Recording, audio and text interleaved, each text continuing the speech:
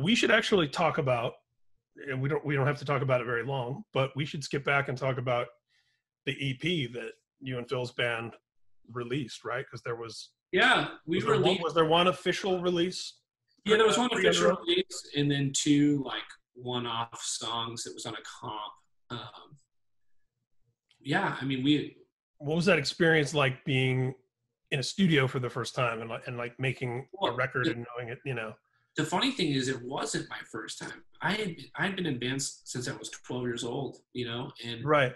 There was a point in time when in North Carolina, my brother worked in a recording studio, and I got to work in the back packing boxes and they paid me under the table, and I got to do that. And me and my brother worked back there for next to nothing, just so we could use the studio. I think we got to use it like once every other month for like one night, and we would like track different stuff. And, you know, we tracked some demos and different stuff. It was a really nice studio, but it sounded like complete shit, everything we did, because we were kids and didn't know anything about anything. But that's so cool that you got to mess around and record stuff before there was even a plan of releasing stuff. Yeah, we were in a band. I was always been in different bands, but yeah, that we were. It's funny is that studio was more legit than the studio that this runs through released something on a signed label. That was just some dude's house, and we made it probably in like 3 days or something, if even, you know. Yeah. I think we did all the drums and music in one day, and then all the vocals the next day, you know, and left. But yeah, I mean, that I vaguely remember that. It was very shitty, and like I think they gave us like Crystal Burger. We were starving, you know, like we like had no money, and just try to make it as fast as we can so we could go play some shows and feed ourselves, you know, because that's kind of how it was back then. Isn't it funny that now a studio in some dude's house has a whole different connotation than it did back then? Yeah. Now it's now it could be like, you know, Bob Rock's house or John Feldman's house or something. Yeah. For real. Yeah, it definitely wasn't a house like that. It was like a dark, moldy, like shit box in Valdosta, Georgia. It was bad. So let's skip ahead then. After Chasing Safety into Define the Great Line, I feel like, I mean, it's serendipity maybe that it has the word define in there, because I feel like that, as much as Chasing Safety was the record that the band really became known on, I feel like Define is like the definitive. If someone were to ask me, hey, I've heard of that band Underoath, what do they sound like? Even now in 2020, that's probably the record I would go to and play some of it for them as an introduction. What, you know, talk to me a little bit about, now that lineup is solidified and you've been touring and you've got a record under your belt and things are moving upwards, and I assume there were probably at least a little bit more resources in terms of being able to spend more time and all that stuff.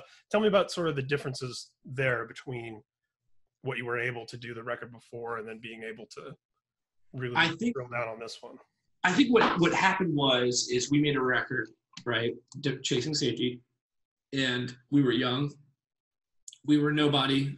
We were all pretty fresh with each other. We didn't know what we wanted. And I think by the time it came out, we hated most of it. Mm-hmm. And not saying it's not an important record for a lot of people, and we still play songs off of it. But I think it helped us decide what we didn't want. And I think that was the biggest thing, is people ask me about Define the Great Line all the time. Like, what was your mindset? Our mindset was we were hungry and angry at ourselves, I think, for making something that we were like, man, if only we, you know. And I think it was just the motivation is that we knew what we didn't want, you know, like we didn't want poppy bubblegum sounds. Like we wanted, you know, we wanted to do something that we were like really proud of. And I think that was the only motivation, was like, I know I don't like this, and recording this way last time sucked. I hated this.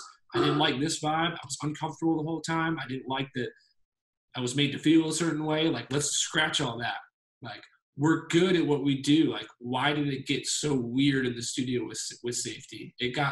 We didn't sound like that. And if you saw us on the early Chasing Safety, like, the way the record sounds and the way we were live did not line up. And I think every other record we've made, we sound just like the record, if not better live. We're a great live band. I think something always gets a little bit lost in the studio. And I think for sure Safety, when you saw us live, this was before we played to a click, and it was loud and it was violent. We were bloody, diving off shit. It was like if Chasing Safety had met Dillinger Escape Plan, had sex, and had a baby.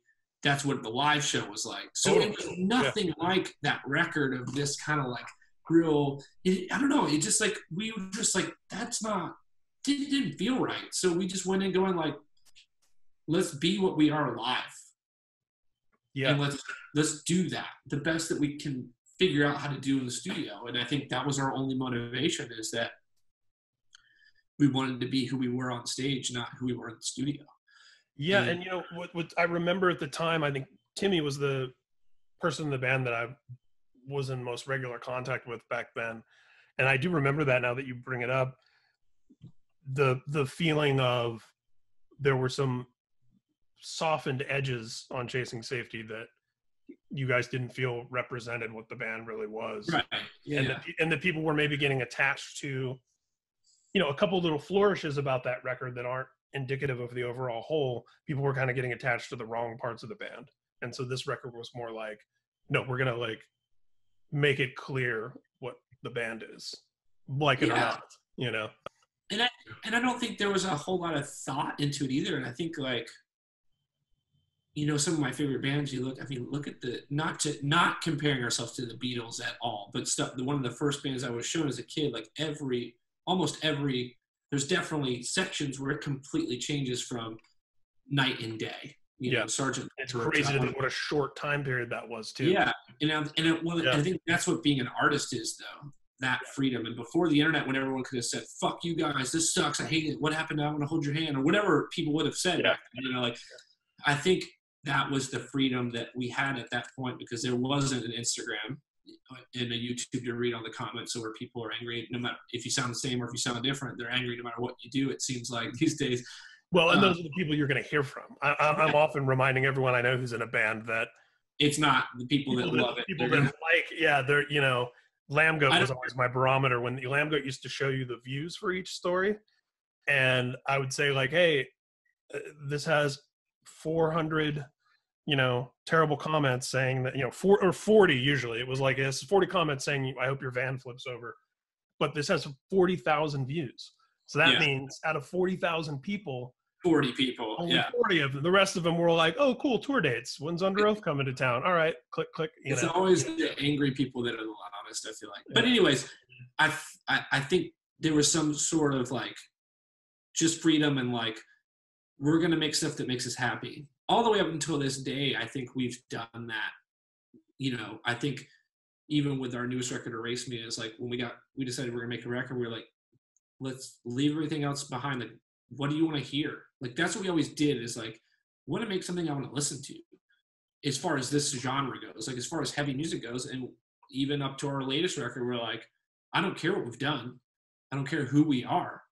Like, we're not going to make something we don't want to hear or want to play. So you just kind of, everything you've done, you kind of just block it off and just go, who are we now? Things change, you know, and you know, and Underoath is never going to make a country record or a soft pop record because it's not who we are. It's the six of us in a room. When we get together, it's always going to be, there's going to be some anger and some violence in the music and aggression, and just, that's what it's going to be. But it's always going to be different, because I think it's about where you are at that point in time. And I think Chasing Safety, we were really like, that doesn't feel like us. You know, it didn't feel like us. So we were really adamant about just making something that made us happy. And I think we did that with the Find the Great Line. Absolutely. And it comes across in the record itself. And I think you touched upon something that I think is super important, and I hear myself saying in conversation a lot. That's the key, is to make the record that you want to hear, that you yourself want to listen to make the movie you want to watch, to make the podcast you want to subscribe to write the comic book that you want to read, whatever it is creatively. I think that's where the best art comes from, especially if you see there's a void, right? Where you're like, man, I really love this band and I really love this band. I wish somebody would take this part of that and this part of that and put it here, but then add this. And it's like, that's where great stuff comes from, is that need of like, I want to hear this. I'll just make it. And I mean, so my favorite bands, like, records are kind of all over the place. Look at Radiohead, you know, the records are all over the place. Deftones even. I have the Deftones conversation all the time. Like, I feel like certain Deftones fans love these records and hate these and vice versa. And it's like, but it's always the Deftones that are always going to do what they want to do. And it's always awesome. It's like, but there are certain different people that like certain styles of records better in their catalog. Same with 9 Inch Nails. Like, they have the really aggressive rock, like loud ones, and the very electronic ones. You never know what you're going to get. But just because if you're like me that likes the more rock side of 9 Inch Nails and they release a super electronic record, I'm not going, fuck this, I'm not going to go to their show. Right. I'm like, this is awesome. But I hopefully they'll do another record that's got some drums and loud guitars on it again. And then they do. But I'm still at the show no matter what, because I'm a fan, you know, like, and I always remind that with people, like, those old records always exist and people are always going to play those songs and they're always going to be evolving. Like, if I got 5, you know, okay computers, I would have given up a long time ago. You know, like, I didn't want that. And I think you want that, but you don't, you know? Exactly. And then when you get it, you complain that it's not evolving and it just sounds the same as the last one. Yeah. Well, you know, so it's like it does. It sounds like when bands try to recreate what they've done, to me, it just sounds like B-sides of shit that we loved. Like, I don't, you know, we never tried to recreate Define the Great Line, especially as we got back together. It's like, we're not, you know, in our early 30s going to go back and pretend to be who we were in our early 20s. We've learned a lot. We've gotten a lot better. We've gotten better as people. We've gotten better as songwriters. We've gotten better as just, you know, human beings and just being us. So, like, why would we throw all that shit out the door to be who we used to be? And I think that's where a lot of people, in my mind, make a mistake, is going back to like, oh, you know, like, this was a thing, let's do this again. Like, and I think Underoath has probably benefited too from having the opportunity for everyone to explore other things creatively in other contexts and other projects, because now it's not 6 people trying to cram every single thing they've ever wanted to do into their one band. You can now come back to Underoath and add a little bit of your individual flavor from those other experiences, but also have more of a purity about what this combination of the 6. I think the funny thing about being a songwriter is, like, especially in a band like Underoath, is the world knows me for Underoath, and unless you really know me, like, it's funny because I write so much music and the world has probably heard 5% of it, and the 5% that I write is Underoath. Like, and I'm writing for Underoath all the time, but like what you just said, like, I have so many other outlets. Maybe the one day they'll come out, maybe they won't, who knows, but I have different outlets to where, like, I don't just listen to that.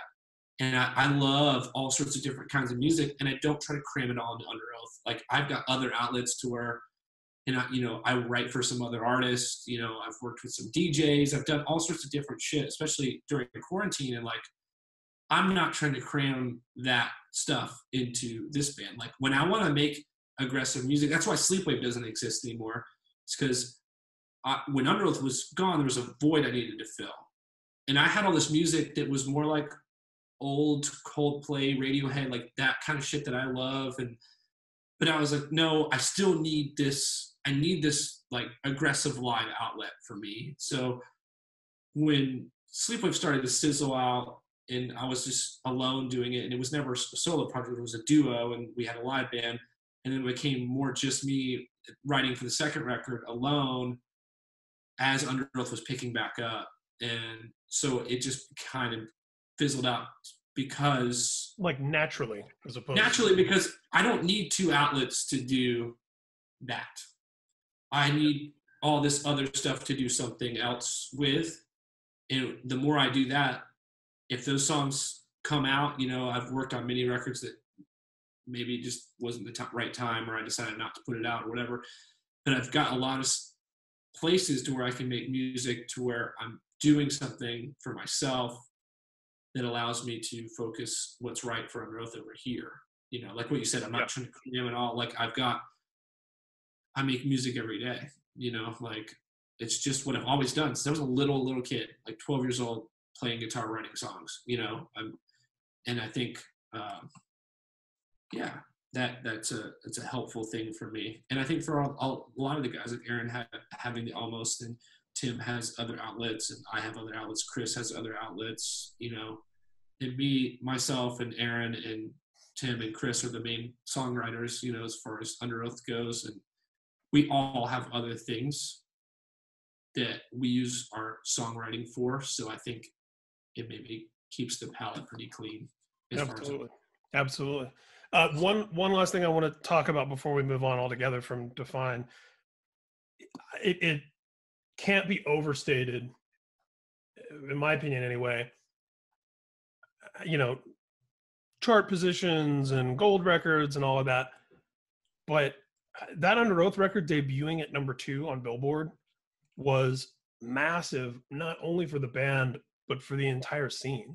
I mean, I think now, you know, the way everything has changed, the way the scene obviously grew, but also, you know, the way that people consume music has changed, and how the charts have adjusted. As you know, it's a lot more common now for sort of bands that are in our orbit for us to hear about them getting big chart positions and whatever.